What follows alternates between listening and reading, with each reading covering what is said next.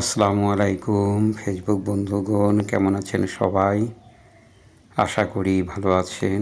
সবাইকে শীতের সকালের শুভেচ্ছা।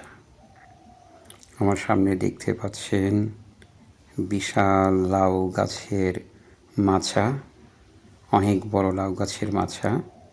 আপনারা যারা শহরতলি এলাকায় থাকেন তারা এ ধরনের লাউ বা লাউ গাছের মাচা দেখেন নাই, যে কারণে আজকে এই ভিডিওটা করা। তে একজন লাউ চাষি কাজ করছেন। চলুন আমরা সেই লাউ চাষির সঙ্গে একটু কথা বলি। আমরা লাউ চাষিকে পেয়ে গেছি।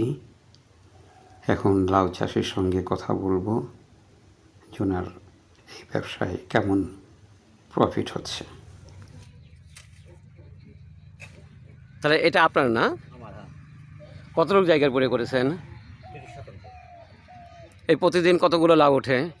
ধরুন সকালে আপনার 38-এ দিয়েছি, এখন ধরুন তুলবো 60।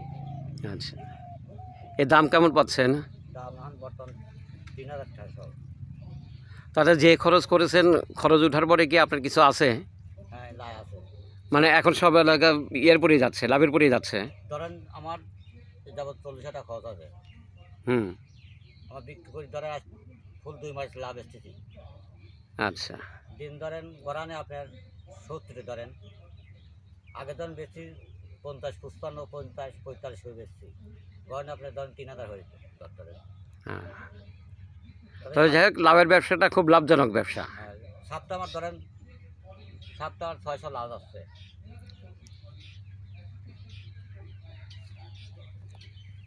সকালে দিয়েছি, যখন আবার দেবো। আমি এটা আবাদ করি তো 5 বিঘি আবাদ করছি, সিমি আর গালায়। কিন্তু আমার সাথে এই আপনার বেশ হারামি হচ্ছে। বেশ আমার সার বীজ যায় না, যাদের নাই জমি নাই তার সার বীজ যায়, বুঝলেন?